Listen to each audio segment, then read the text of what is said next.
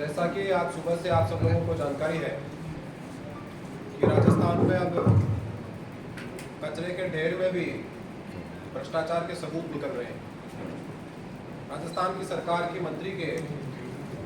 निवास के बिल्कुल पास में एक कचरे के ढेर में नोटों के ऊपर लगने वाली पर्चियां बरामद होना, वहाँ हिसाब किताब की पर्चियां बरामद होना और उसके पास में ही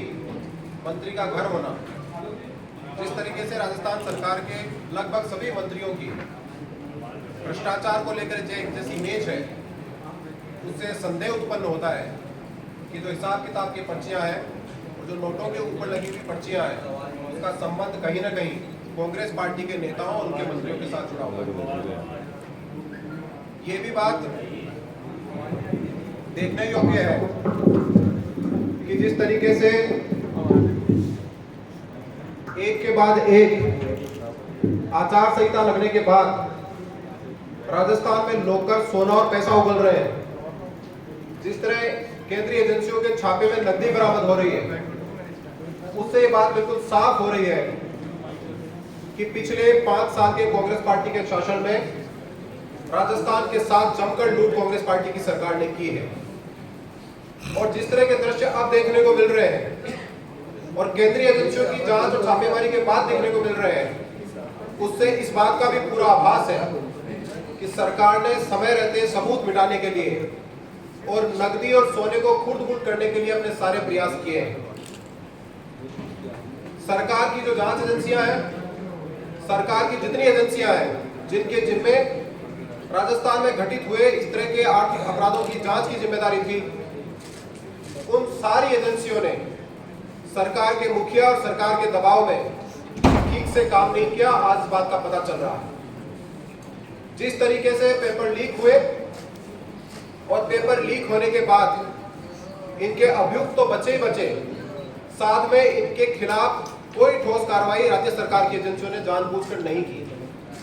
जब केंद्रीय एजेंसियां राजस्थान में आई तो पता लगा और केंद्रीय एजेंसियों ने इस प्रकरण से जुड़े हुए अभियुक्तों के यहाँ छापेमारी की तो उनके यहाँ से करोड़ों की नकदी और सोना बरामद हुआ है।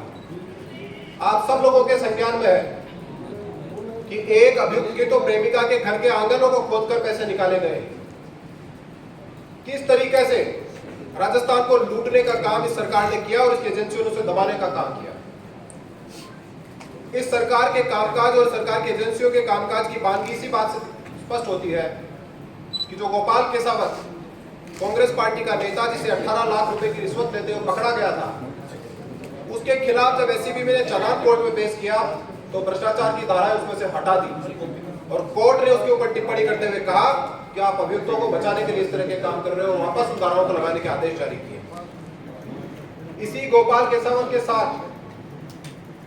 जो बाबूलाल कटारा और बाकी लोगों के यहाँ छापेमारी हुई,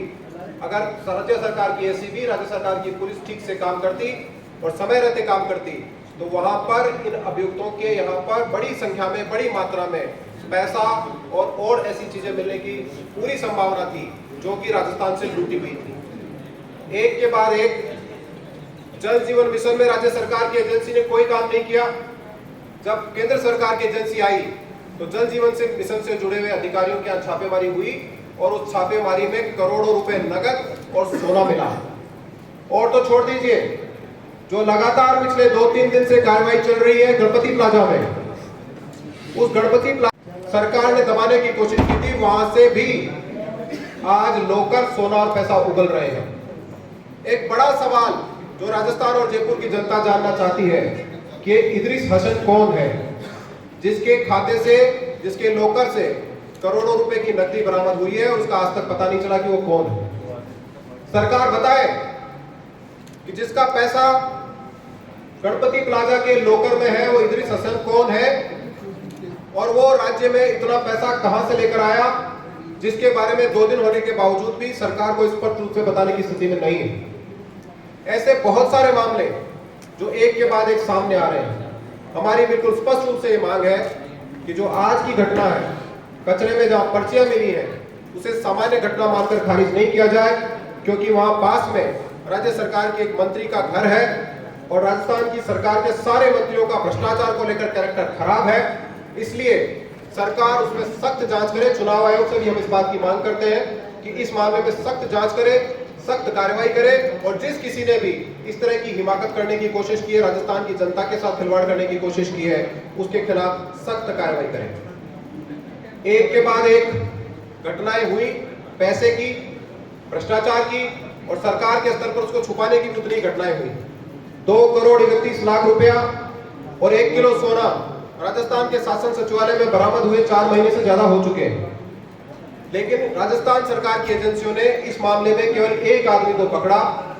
क्या सरकार ये बता सकती है कि एक अधूरा सा कर्मचारी इतना सारा रुपया और सोना सरकारी ऑफिस में कैसे रख सकता है और कितने दिनों तक रख सकता है? हमारा स्पष्ट आरोप है कि इन सारे प्रकरणों में जिनमें नकदी बरामद हो रही है, सोना बरामद हो रहा है, आर्थिक अपराध हो रहे हैं, उसमें सरकार की मिलीभगत है, कांग्रेस पार्टी की मिलीभगत है।